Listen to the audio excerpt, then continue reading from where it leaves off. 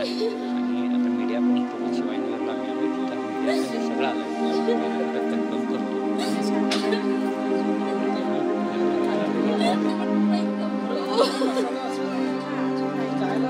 आम्हाला सकाळी कळालं. परवा दिवशी गेलं तो आणि काल रात्री पण बोललो आहे मी त्यांच्याबरोबर आणि बोलले पण बघितलं एवढं लोक हाय असं म्हणून सगळे दाखवले केलेत आणि असं सकाळी एकदमच नाही तुमचं दादा गेले. आम्ही दादा म्हणतो त्यांना.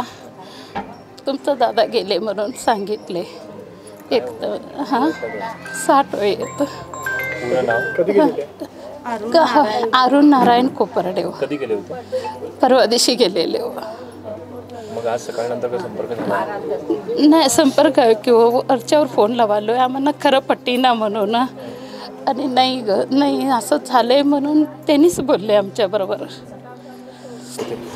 आम्हाला प्रशासनानं एकच विनंती आहे की आमच्या दाजींची मृतदेह लवकर तर लवकर आम्हाला पोचावी एवढंच आमची विनंती आहे. तुमचा काय संपर्क झाला होता का?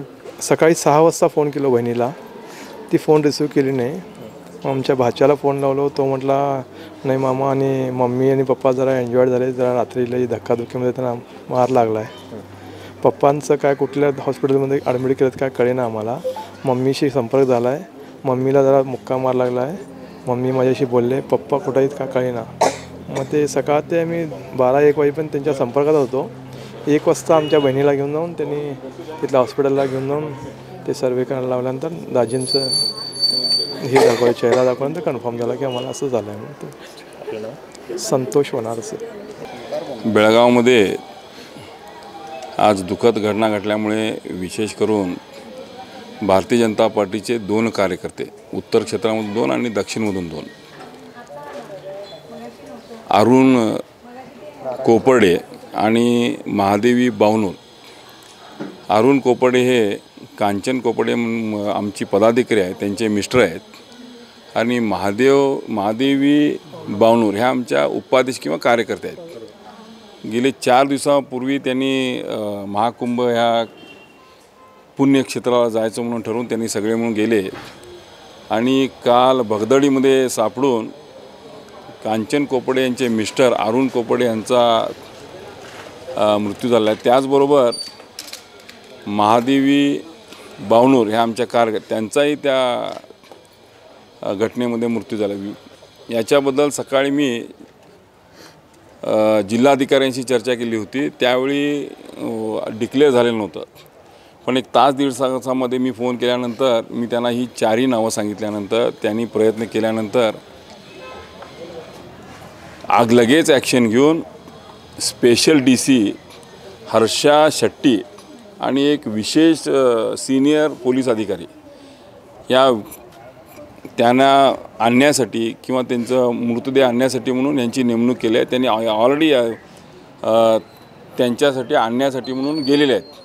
आता त्या DC साहेबांबरोबर मी ऑलरेडी 2-3 वेळा चर्चा केल्यानंतर त्यांनी सांगितले की तिथं गेल्यानंतर कळणार की किती वाजता हे मृतदेह बेळगावला पोचू शकतात हे त्यांनी सांगितलेलं आहे. साहेब किती जण गेलेले काय माहिती मिळाली? जवळजवळ 60 जण ह्या ट्रॅव्हलर एजन्सीमध्ये गेले होते आणि जिल्हाधिकाऱ्यांनी मला माहिती घेतल्याप्रमाणे त्यातली 14 जणांचं पहिला नावं सापडली नव्हती.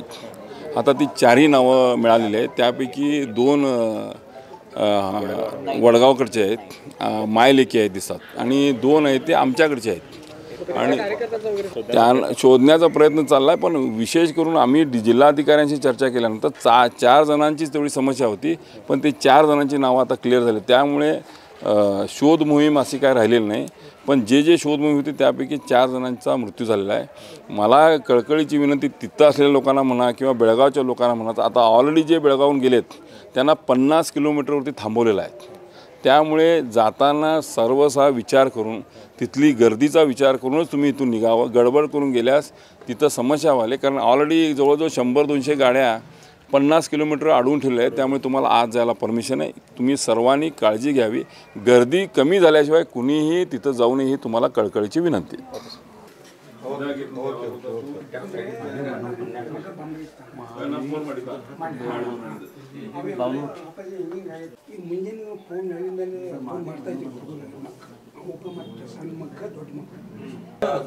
चौघांचा बेळगावातून समस्या होऊन झालेला आहे. विशेष राम मंदिराला गेली सगळी टीम गेली.